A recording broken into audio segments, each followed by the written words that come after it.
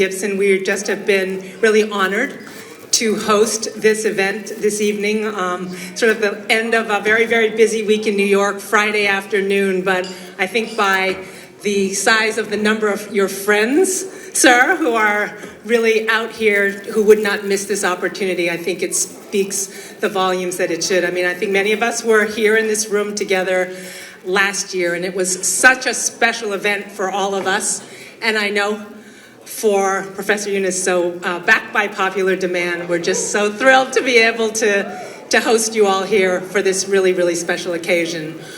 So our honorary guest needs no introduction, obviously, to this group. This room are people who love you, your friends, who are so proud. It's hard to imagine what the year must have been like in Bangladesh since last summer and all that's transpired. But I think it is fair to say that we're so inspired by the leadership, by the incredible job the interim government has done in the United States. Obviously, one of our presidents in 1961 in his inaugural speech, JFK, said, ask not what your country can do for you, but what you can do for your country. And so I think that has been not just an American aspiration, but a global aspiration. And I would think it be true to say that there is no one who has lived this like Professor Muhammad Yunus, now honorable, obviously special advisor of Bangladesh. It just as a chief advisor, you have, from the earliest days going back to Bangladesh, post-university to the last 2 years, have really lived that thought of service to your country, love for the people, and we are so deeply, deeply inspired and honored to be your friends and to be here to have you come up and say a few words. So thank you, everybody, for coming, and thank you. It's a conspiracy of Andrea. She sneaked me out from the prison so that I can meet my friends. I'm a prisoner number 2024. I'm not supposed to meet people that I used to know. So it's another world. Somehow today it was a successful conspiracy. So I sneaked out. It's a great experience to go through what I have to go through right now. I was kind of brought into it without having any kind of idea that I should be ever playing a role like this. But the situation was so dire, so terrible, that you cannot keep on saying no to it. Young people sacrificed their lives, stood in front of the guns, blown away right away, and finally they became free. The country was liberated, it's free. So that's where we were supposed to come in and restore some order and try to build a country in the imagination of the young people, what they were dreaming for, the reason they gave their lives. It was not organized revolution or anything. It's almost instantaneous outburst. Things were so bad, they couldn't take it anymore. So when we say young people, across the sex, across the career, across whatever social standing you are, mostly led by university students. And when I say students, it's not just the boys I'm talking about. This is a unique thing. The boys and girls did it simultaneously.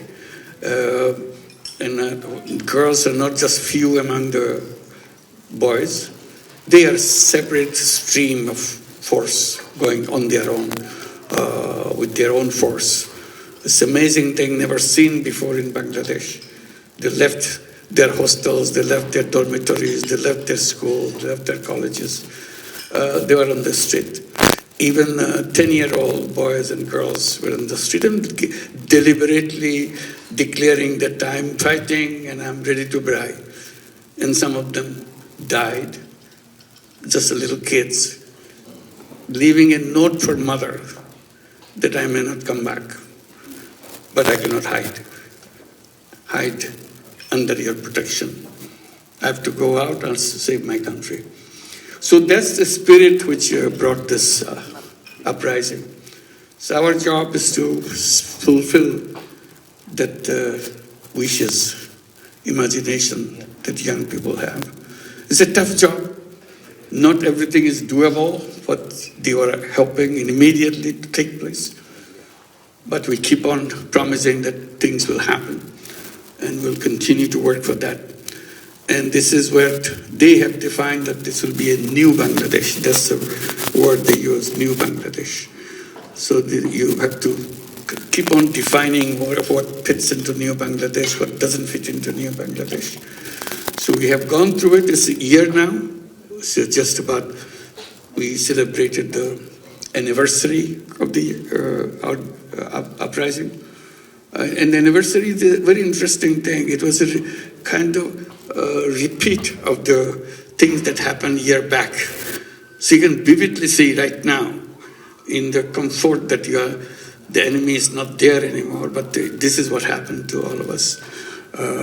This was well documented because all these young people not only fighting in the street, they were drawing paintings about their home. If you go through Dhaka city, every single street that you have, roads are all painted on the sidewalk, on the sidewalls, in a very vivid way. It's not just scrambling something, scratching something. It is really depicted the everyday thing that was happening, and they're writing down their aspirations on the wall, what they want, and it's beautifully expressed. They're not poets or they're not revolutionary leaders, but they felt that things themselves and came out. So quickly, when I saw that, I tried to get photographers to take the pictures. I said, when the monsoon comes, this will be all washed away. So before it's washed away, we should document them. Then they said, it's not only Dhaka city. Every single town, every single city in Bangladesh, exactly the same thing happened. There was no planning for that. There was no coordination or what message you give. Everybody picked up his or her own message. It's a boys and girls. You see, painting was done the same way. So we took the pictures, put in the volumes. So many of them, so we couldn't put in the volumes because it's too much costly. So we put it on the videos and things to preserve for future. So in the anniversary, all these things came back again, and many new things which were hidden away, we brought it out again.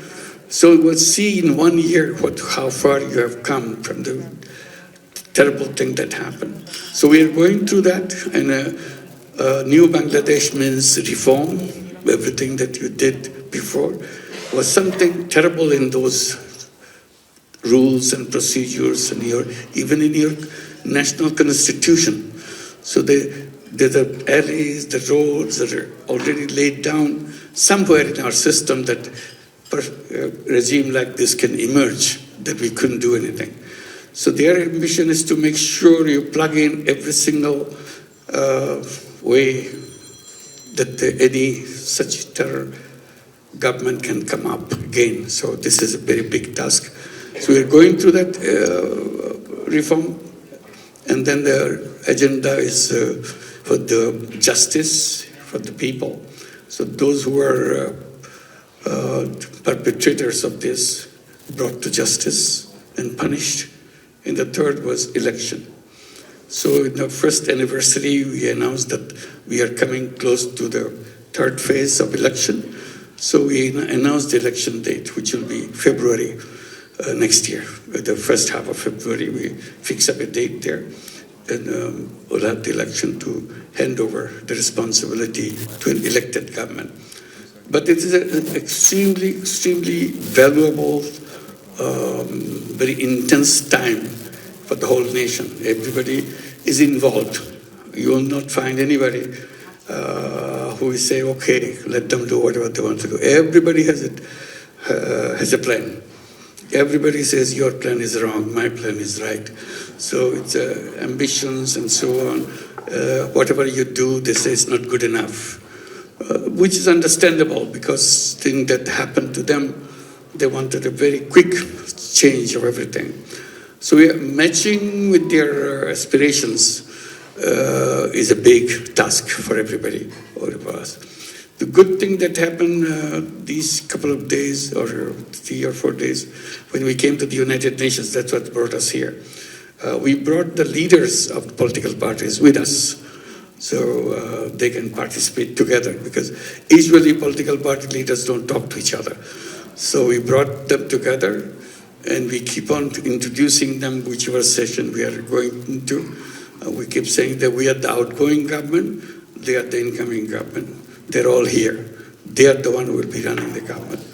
And they look at each other, which one will be the... But it's good, they're very friendly. Usually they're not friendly in Bangladesh. Political leaders always keep on fighting. That's the spirit in which they work.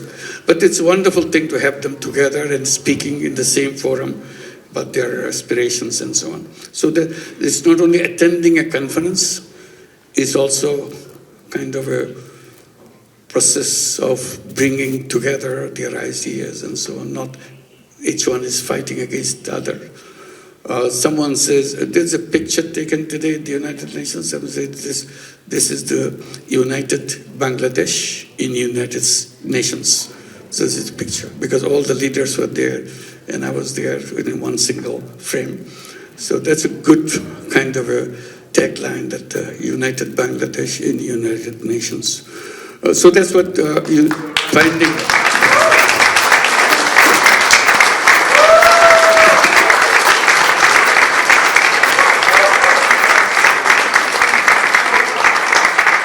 So it's a very significant moment in our history, what we are going through. Each day that we spend here and day they will be spending back home after this, very significant. And thank you, Andrea, for making this happen, to share our experiences. And enjoy the sneaky exit from my prison for a while. Thank you. Thank you. Thank you. Thank you very much. Thank you. Wonderful to see you all. Thank you. Thank you.